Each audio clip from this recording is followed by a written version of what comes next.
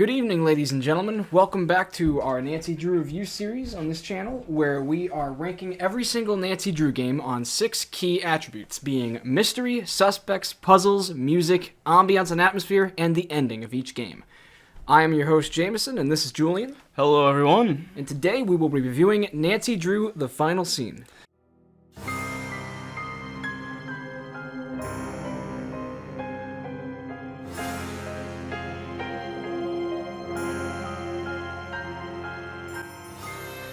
Nancy Drew: The Final Scene. This is definitely in the top 5 list for all of my Nancy Drew games when it comes down to it. I don't mean to show any bias, but I don't know why this game has stuck with me throughout all the years as one of my favorites.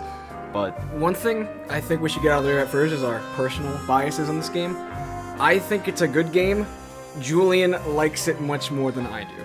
Yeah, I'm open with it. I don't know why this game... I think it's because the first time I ever played it, it was more of a horror game almost to me. I'm not sure. I was a little kid, but this game, it kind of scared me, quite frankly. And it wasn't just the storyline, it was the setting. It does have a very just uncanny feel to the entire environment. Yeah, I mean, the theater, it's one of my favorite settings in any Nancy Drew game. The theater itself is beautiful and horrifying at the same time. Let's not get out of order, so I suppose we should go ahead and start off with the first attribute, and that is the mystery. You want to take away with the premise?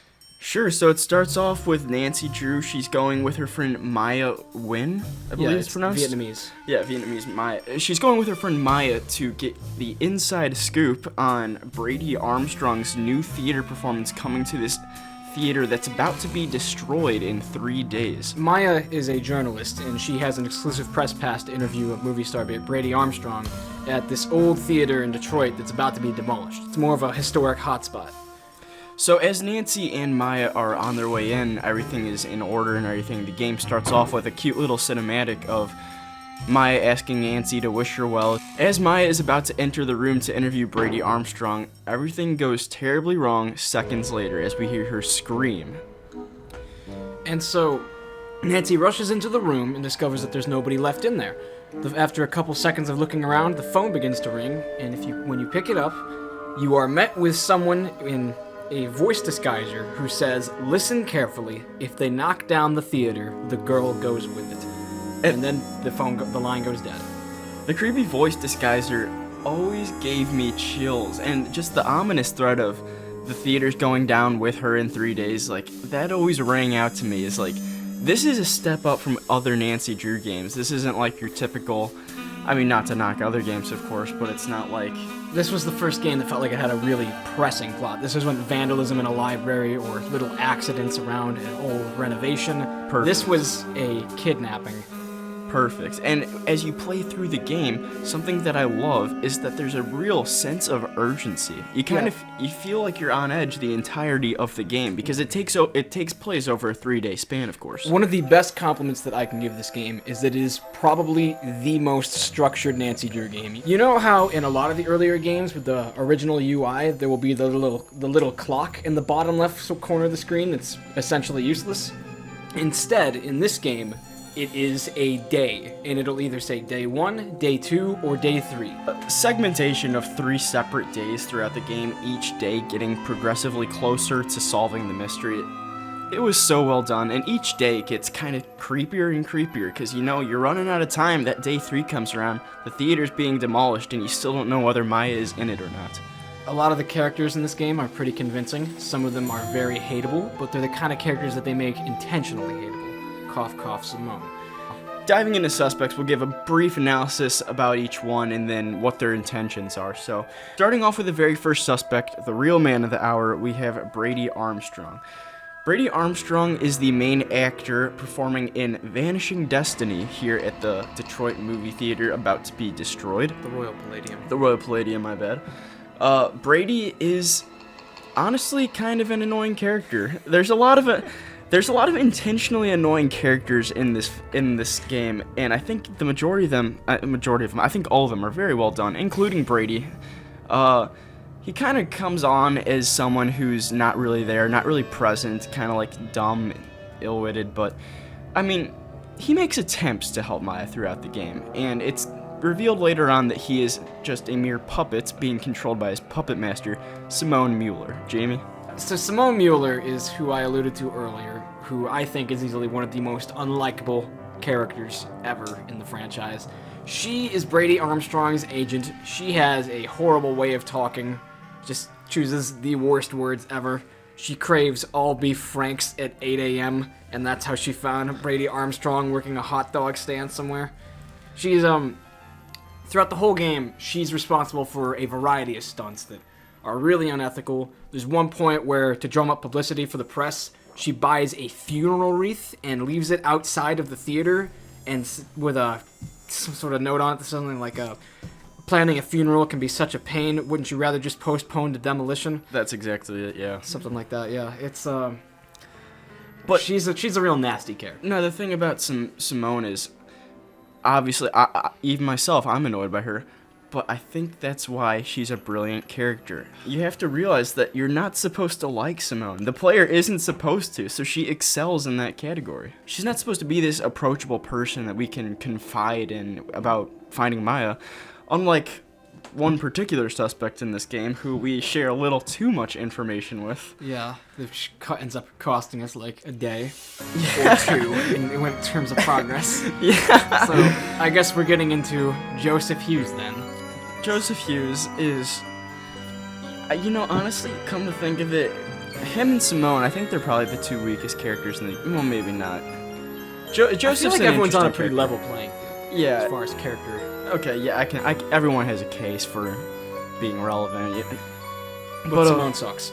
So, yeah, Simone, nah, don't like Simone, but I guess we'll move on to Joseph then. Joseph Hughes is the caretaker who, from, how long has he worked at the Royal Palladium now? Probably before his hair turned gray. He's an older guy.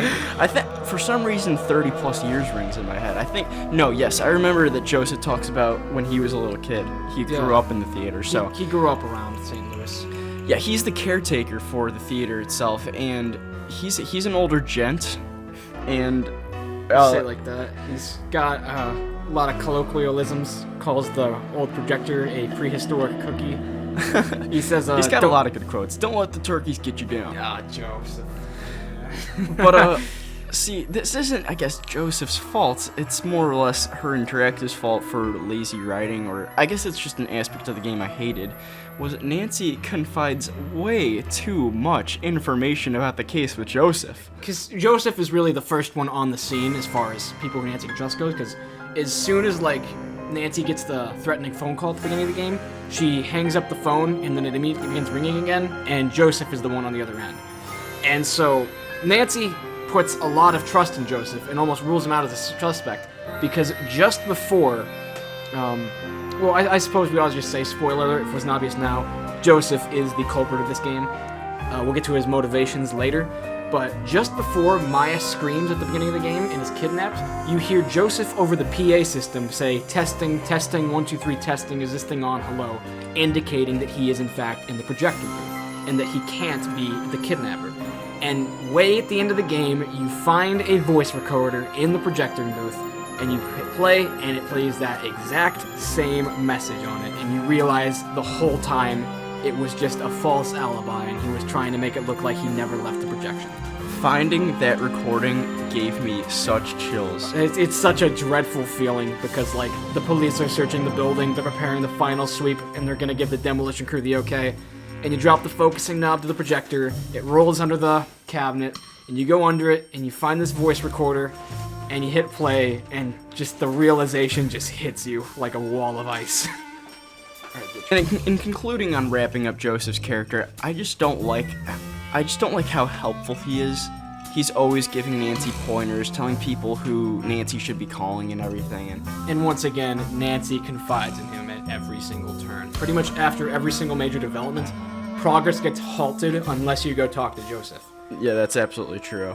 And that's not to say that he wasn't a great culprit. I thought the ending of this game is phenomenal. And this game, and the reveal and everything, it is chilling. It's and almost sad in some parts. Kinda, yeah, because it's revealed Joseph kinda is going crazy, and he's kind of devastated that his entire livelihood is getting knocked down with the theater. all in all, Joseph's an incredible character, but the game's writing makes him kind of corny, which is a shame.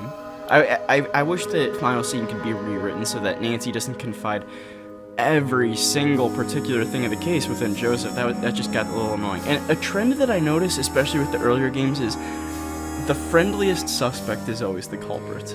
You know? Besides Lewis. Lewis is just kind of an idiot. Well, Lewis is an exception, sure, but Lisa Ostrom... It's Joseph, and then I guess in later games we can continue with this trend too. This definitely picks up again in other games. It's a very obvious trend that I don't really care for, but it is what it is. They work that kink out eventually. Moving on to the final suspect. Can I take this one? He's my favorite. I was just gonna say. Okay. Nicholas Falcone is, man, there were a lot of great one-liners in this case. They all came from either Joseph or Nicholas. Oh, I love him. I love them both. So Nicholas hangs out in the lobby. He's got a camo t-shirt on. He's wearing khaki or cargo shorts or something. This guy... He's a member of Had It. He's one of the top-tier organizers of Had It. Had It is an organization that's like... against the destruction of illustrious theaters. That's what the DIT stands for. But humans against the destruction of illustrious theaters. There, I got it. And so his whole deal is that he and his buddies just travel around the country in a van, mainly just around the Midwest, and they park outside historic theaters that are going to get demolished, and they just make human chain link fences, and they try to prevent construction crews from taking the place down.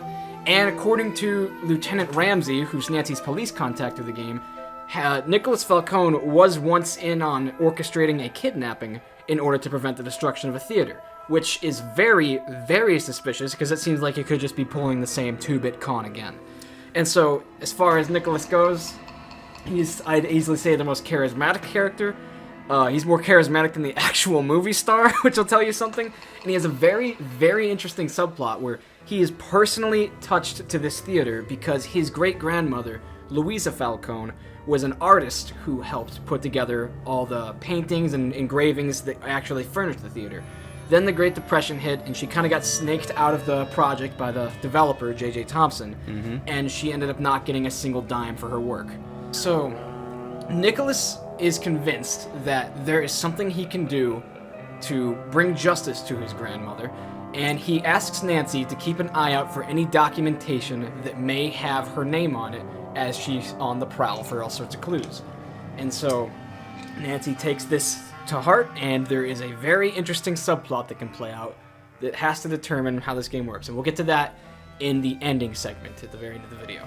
So that wraps up all 4 suspects. I want to touch base real quick on about the press conference segment of the game. I love that, where it's kind of optional that you can go sit by the ticket booth at the front while all the characters are outside at a press conference. This is a part of the game where you're supposed to snoop through everyone's stuff.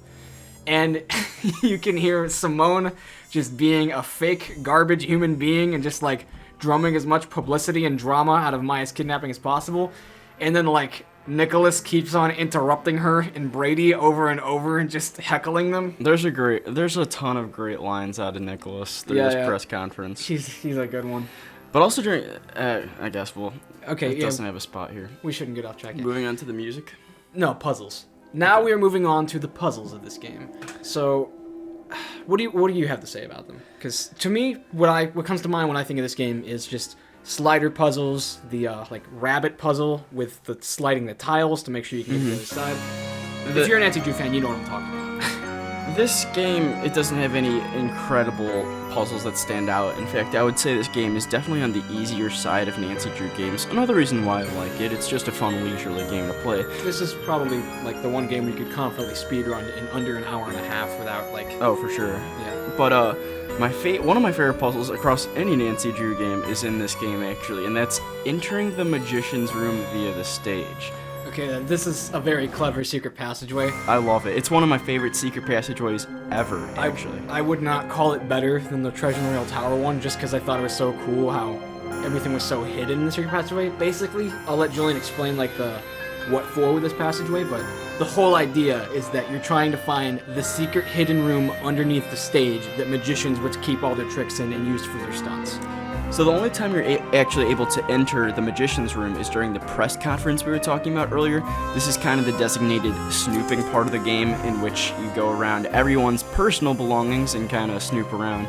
So during this press conference stage of the game, you have to go to Simone's room and you have to use a bobby pin to open her dresser. And in there is a magician's book guide. The stage technician's guide. The stage technician's guide, my bad. In there is very detailed instructions about how to enter the magician's room by lowering cages in Joseph's projector room onto the stage. Turns out that in a year like this, the projection room is used for a lot more than just projections. And this was actually a little cool inside look at how magic shows, Harry Houdini type shows, actually happen. You know, it wasn't real magic; it was actually more illusion based. It should be noted though that like this game, it's like a real old-fashioned theater. We're not talking about like some AMC pop-up franchise place. Red velvet curtains all over the place. Harry Houdini once performed here. There's also some portraits of famous musicians. We're gonna get into that in ambiance because this is my favorite game, I think, for ambiance and overall setting. But entering the stage, you have to go through a little puzzle of lowering the cages, adjusting mirrors and adjusting magnets and everything so that the cages stay on the stage. And then you go down there. You look through a little peephole into the magician's room, and you see Maya tied up. You see Maya's waist and below all tied up, and there's a pizza box down there. Nancy says, "Maya," or some little dialogue there, and then she tries to escape. She notices she's locked in, and then who else comes to rescue her? Joseph Hughes. Joseph Hughes comes to the rescue, gets her a can of WD-40 to help unstick a puzzle, another slider puzzle, wouldn't you know it? A lot of the puzzles in this game were very logic-based. Again, this is the puzzle segment, but it does make sense for us to like parcel in some of the events of day 2, where you find the magician's room and you see that Maya's down there, and by the time you get into the magician's room, Maya has been moved. It won't pick up that well. It was just a really cool sequence of events, the puzzle of getting into the magician's room itself, and then how that leads to Joseph having to rescue you, and then finding Maya, but then also noticing that she's disappeared. It was a really cool sequence of events that all came into effect by that one puzzle. Other puzzles that I really liked in this game, there was some fun, like there was just the one like bees knees coin operated game in the lobby. That puzzle gets a reskin in Shadow Ranch with the foxes and the coyotes and the Roadrunner puzzle in Mary Yazzy's shop. I can confidently talk about one puzzle I hated, and that was the Monty card puzzle that is completely random. Find the ace of spades. Every time you play, there's a 1/3 chance you get it right, and it is like the definition of speedrun killer. All jokes aside, in runs before, it has taken me 10 tries to get. The whole thing is you have to guess which card is the ace of spades. He has three cards lied down, and it's randomly generated which one is the ace of spades every single time you play the game. And I am the best at guessing incorrectly, let me tell you. I can attest to this. Now, this puzzle segment at first is going to appear maybe a little bit short, but that's because a lot of the puzzles appear in the end game that I think are really clever. And so the end game will contain the end game challenges, really. Right. So on that note, I guess we'll be moving on to music then. Julian has a lot to say on that topic for this game. So the music works incredibly well with the given ambiance of this desolate, scary type theater. One particular theme plays during the press conference segment of the game, and it's called the Sleuth Trick, and there couldn't be a better title for it, and there couldn't be a better music track for this instance in the game.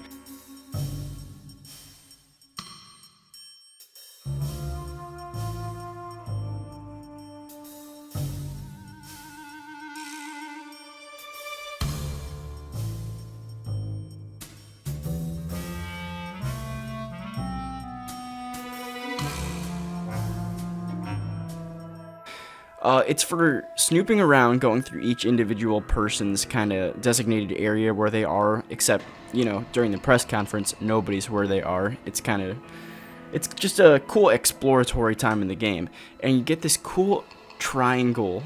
The triangle is used in this score, and it's really cool. Every single score in this game fits the theater theme. It just nails it straight on the head.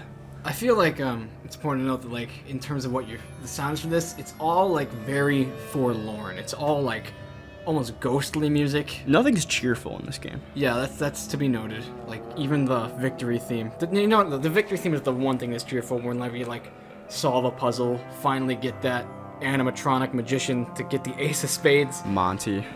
Whatever his name is, yeah.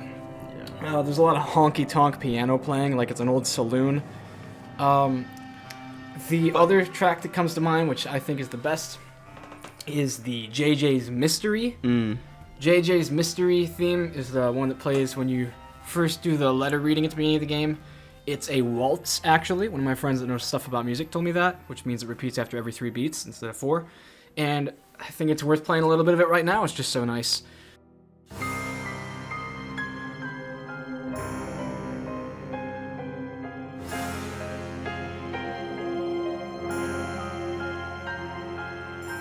But on that note, this game also featured a very, very good danger theme. I'd probably call it maybe the best danger theme in the franchise, and that may solely just be because of the context in which it plays. And we'll get to that in the end game, but right now we'll play some of the best rising tension in a Nancy Drew game soundtrack.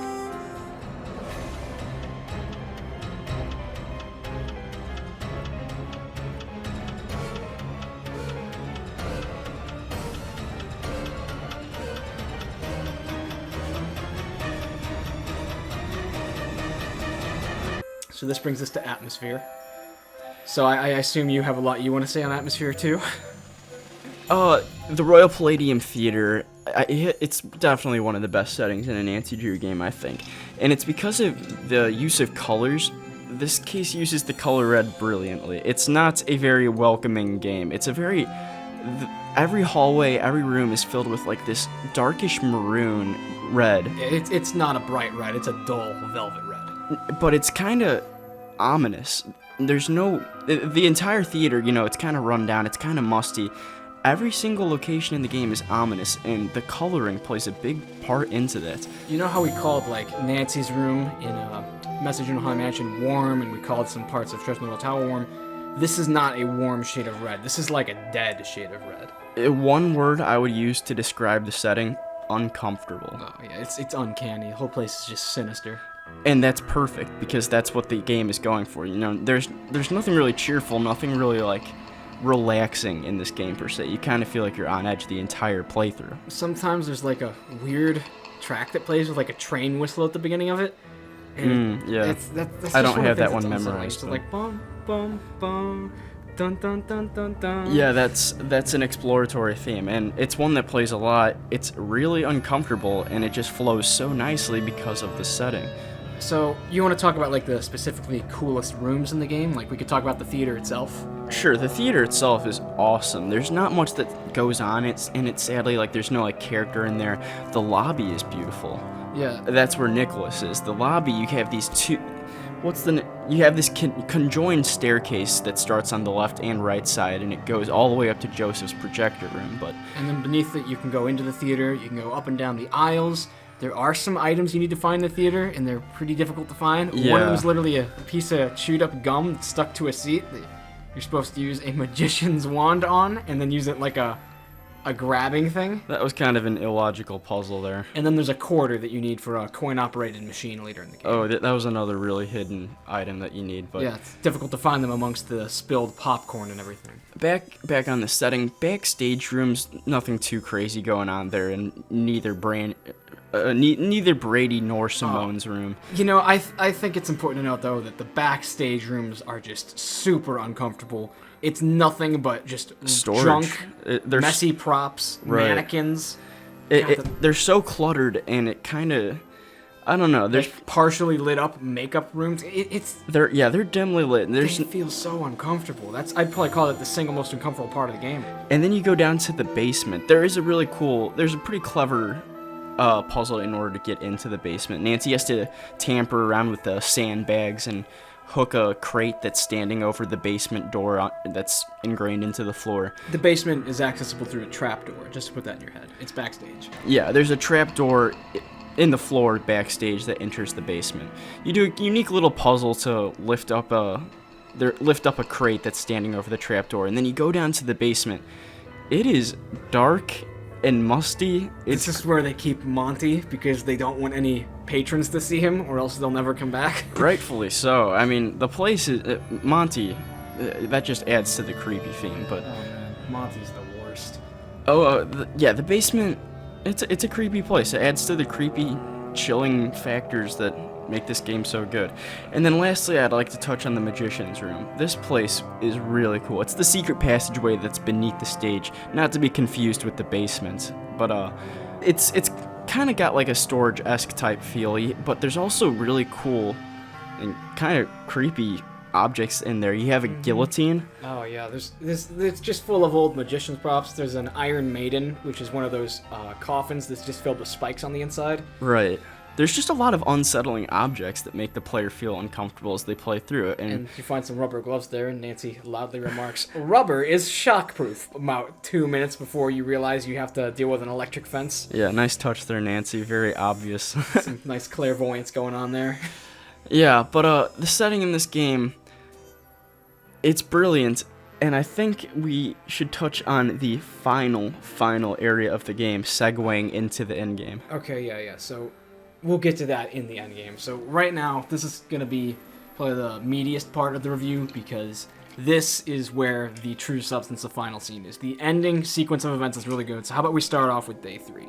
So one thing to note is, at the beginning of each day, it shows a picture of the front of the theater. On the first day, it just says Vanishing Destiny, Brady Armstrong, etc. And then the second day, you just see a whole bunch of people gathered there for a press conference. And on the third day, it's just closed off, and there's construction crews all over the place, and they're preparing for the demolition. So day 3 comes along. Not sure why Nancy's even allowed into the theater on this day. It's about to be demolished, but we're on a last desperate hunt to find Maya, because we're not giving up on the hope that she's still stuck in this theater that's about to be demolished. Yeah. At the end of the first day of the game, you find an old contract that was written up by J.J. Thompson in the 1920s, the original developer of the theater and the owner. And the contract states that he challenged Harry Houdini himself to a bet that he couldn't get out of a certain escape that was considered to be impossible among everyone. And it drew a great big crowd, and their bet drew a whole bunch of publicity, and lo and behold, Houdini pulled it off. And Thompson was so certain that he couldn't pull it off that he ended up betting more money than he had to spend. And so, wanting to make sure that Houdini didn't make a public fiasco out of it and tarnish Thompson's name as a gambler of some sorts, Thompson vowed, in exchange for the large sum of money, to instead transfer 50% of the ownership of the Royal Palladium to Harry Houdini himself. And when you tell this to Nicholas pieces together that if the descendant of J.J. Thompson, who, spoiler alert, turns out to be Brady Armstrong himself, and Armstrong is just a fake name that he's chosen for his stage career, you discover that if J.J. Thompson forfeited 50% of ownership of the theater, then whoever's deciding to demolish it now only has 50% of permission to do so. And so Nicholas begins a manhunt of his HAT employees to try to figure out who is the other owner of the estate. Yeah, the subplot in this game, each Nancy Drew game has their own little subplot. This could be one of my favorite subplots ever. But very, very quickly into the third day of the game, you are in Joseph's room using projecting slides, and everyone's clearing out of the theater. No one's there to be seen. The police are now in the theater, And- evacuating everyone. A really, really spooky thing starts to play on the PA system. The police say, "All right, everybody, prepare for your final sweep. We gotta make sure that no one's in here. In a matter of minutes, this building will be reduced to a pile of rubble." And Nancy has to hide in the closet in the projection room. Like an idiot, you should just get out of the building.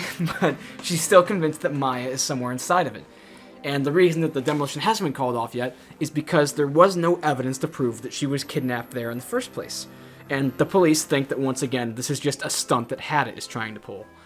And so, at this point in the game, the clock in the bottom left corner gets replaced with a timer, and it counts down from 10 fragments to 9 fragments, 8 fragments, 7 fragments, all the way down to 1, and then 0. And when it hits 0, the demolition begins, and the theater gets knocked down with Nancy in it.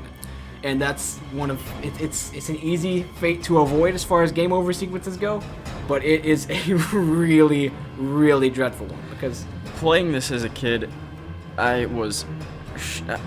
words can't describe how scared I was. Okay, so Nancy is fiddling around with other projection slides that she found, and she's projecting them on the wall, and she's trying to figure out what are on these slides, and it's of blueprints. And the blueprints claim that there is another secret passageway built somewhere into the projection room with a hidden light switch activation. And so then the focus knob falls off, and it rolls underneath the cabinet, and Nancy goes under it, and she finds the voice disguiser that was used to make Joseph's voice sound different whenever he threatened Nancy on the PA system throughout the game, and the tape recorder that has Joseph's testing 1 2 3 testing on it. Now, by this point, you put 2 and 2 together, you know that Joseph is behind this through this chilling discovery that he staged his recording at the beginning of the game, so he truly could not have been innocent of anything. So you know at this point, Joseph's the culprit. And then who opens the door into the projector room? And Joseph just walks in. He's just, the scariest part is how nonchalant he is, and he says, "Hey Nancy, what's up?" And she's just like, "Oh, what's going on, Joseph?" And Nancy's just, you can tell by her tone that she herself has pieced 2 and 2 together. And Joseph is just not making sense. He talks about, thinking that things around here are a bit gloomy, maybe a new coat of paint will cheer it up, and Nancy's just like, "Joseph, the theater's gonna be gone in minutes, we need to get out of here." It's like he has dementia. And Joseph says to Nancy, "Don't tell them about her, Nancy."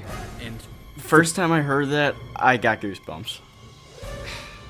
This is where the gloves come off, and he realizes that that you're all on the same page. Joseph kidnapped Maya. At this point, we presumably slam the door on Joseph, and we find this light switch, turn it on. Joseph locks us in the projection room. Oh, okay, that's even more scary. We're now stuck in here, and the timer's going down. And so this part is really difficult to figure out without a guide. There is a, tube on the wall with a little flap you can open up, and in it there is a light switch. And if you hit the light switch, this is just a difficult thing to find to begin with, a ladder will come down, descending into a secret room above you. Up here is one of the puzzles that I think was not well done. I loved it because it was such a cheap puzzle. The timing was so dramatically, ironically perfect. You want to tell them what it is? Sure. So you walk up here and there's a locked door. You can't get into it, but you notice there's a safe ingrained into the wall. You open the safe, and there's 12 keys, almost all the same shade, same color. And mind you, while this is going on, you have this insane danger theme playing. It's getting faster paced too. We'll play that danger theme again right now. I love it so much.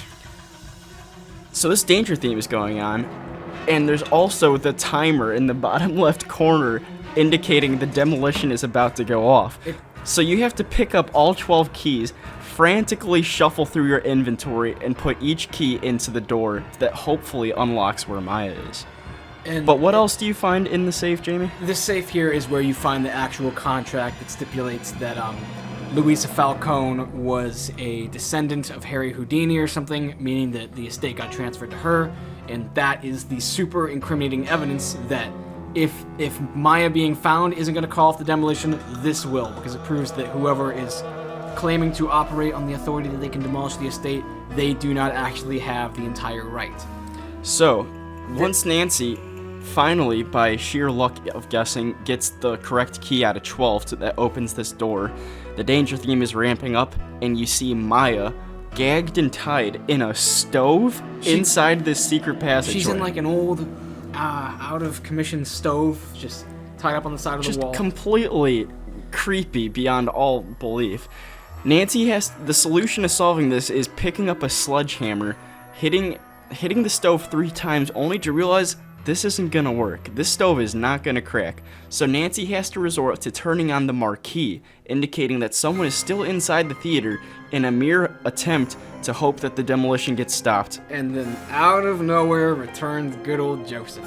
Joseph just stands in front of the marquee, and he does not budge, the little switch that you need to pull. And, oh man. Joseph says he can't let us do this. He goes on, we engage in a little bit of conversation with him, but the key to solving this is that you're supposed to use a little Flash Magician's little toy that you get from beating Monty in that card game that was mentioned earlier. Monty saves Nancy. I hate to say it, but So you use this little flash device on Joseph. Joseph gets blinded temporarily, and you go behind his back to turn on the marquee lights. You hear workers scream, "The marquee! Stop the demolition!" And then the end game letter plays. Not a moment too soon. It's an amazing ending. It's so on edge the entire time, between the danger theme and the timer, and just the circumstances behind it all. I don't know what the storytelling procedure that Her Interactive was going through at this point, but they really, really nailed the building tension and suspense in this ending. It was perfect. It was an extremely on edge ending.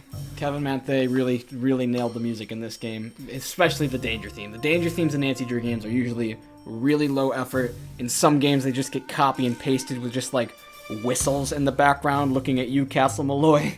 But in this game, it had its own unique theme. They never ripped it off again. They never copied it. It was just a really distinguished and maddening theme of danger. So Nancy reads the letter. Let's see. The theater gets prevented from destruction because Nicholas is able to come forth as the legal heir, being the descendant of Louisa, who is the descendant of Harry Houdini, or something like that. Vanishing Destiny ends up going through, and I believe Brady is still the lead. Yeah, Nancy talks about how she's going to see tickets with Maya. How ironic. Brady fires Simone as his publicist, as his manager, and that's great news. 'Cause Yeah. it shows a really funny picture of Simone getting the news. I don't know why Nancy was there to take that picture, but she was. And then Joseph, I don't think he actually saw prison time, if I'm correct. Yeah, Joseph, I think that he may have pleaded insanity or something. The poor guy had a few screws loose, you learn by the end of the game. But man, was he kind of just a menacing culprit confrontation. Yeah, very well done, the confrontation at the end, and the whole sequence of finding the recording of Joseph's voice played at the very beginning of the game, to Joseph finding you, and the demolition, and the police breaking into the room that you have to hide from. It's like a deja vu moment when you hear that recording again, because you've only heard it one time before, and it takes you a second to piece together that was what you heard on the PA that made it so Joseph couldn't have been the kidnapper. And I believe hearing that recording for the first time starts to trigger the danger theme, an even more chilling touch to it. How well the ending's done. Yeah. So, oh man. Okay. We're probably going to have, now we're in the ranking phase, we're probably going to have some different opinions on this. Okay, so in the ranking phase, I want to give actual numbers because on paper, a Nancy Drew game may be better than another, but in practice, any game can take anything. It all depends on how it feels, really. So basically, it's just grading like in school, A to F. A is the best, F is the worst. And if a game really, really shines, then it belongs in the S tier, where it is above all others. So, what do you say about this game? compared to its predecessor, Treasure Nail Tower, I don't like this game as much. I would give this game probably a B. Maybe a nice B, a kind B. I am willing to give this game another A. I don't want to be seen as that easy grader, but Yeah. Well, there's so much that shines and sticks out to this game. It's when I think of Nancy Drew games, honestly, this one comes to mind. And so many fond memories, so many memories of being scared playing the game. The ending is one of the best endings a game has ever done, regardless of the Nancy Drew series. I'm talking about best game endings. you see, this is one of the few games that I feel could be adaptable into like almost a cinematic story. Could you imagine if this was a movie? Yeah, we'll talk about some other games that could be made into really good movies. Oh, that would be cool. But So you're going with the B? How come? the puzzles. The puzzles are the killer for me because all the puzzles are either logic-based and boring, or they are completely dependent on you finding something just in a book that seems completely useless, like the Stage Technician's Guide or the CEVO key operator thing to get the key made at the end. I feel like the puzzles in this game are really, really weak, and it almost makes me want to bring it down even lower. But the setting and the story. See, the thing is, there's it's so a much good setting, but like, it messed me up. I did not like this. The setting was just so uncomfortable in this game, and I get that's what they were going for. Point. Yeah, I get that, but Understandable. To each his own. a theater shouldn't feel like that, you know. I mean, it does regardless. I don't know. The music is probably what I'd say. No, I'd say the story is the best part of this game. And the music is second, probably tied with the ambiance. Suspects are okay. I love Nicholas. And, man, those puzzles, I was not a fan of the puzzles. I'll give it to you, the puzzles aren't a shining detail of this game. Is that all you have to say then? I think so. I think that's the conclusion of our review for Nancy Drew, the final scene. Julian gives it an A. I give it a B. Thanks so much for sticking around for this review, everybody. We hope you enjoyed watching it as we enjoyed making it. We recently finished a long play nostalgic ambiance video of us playing Final Scene. That one's pretty short, probably like an hour and a half, because we know this game like the back of our hands. And on that note, we are also going to be coming out with our long play nostalgic ambiance for Shadow Ranch coming soon. Sylvia, I know you've been in the comment section, so I hope you're looking forward to that one. I know you said that was your favorite game, so we'll be sure to let all those Dirk and Francis Humber letters play out with uninterrupted. Anyhow, thanks so much for tuning in, everybody. Hope you stay tuned. Be sure to let us know in the comments what reviews you're looking forward to. Have a good day, everybody. And vote for Holt.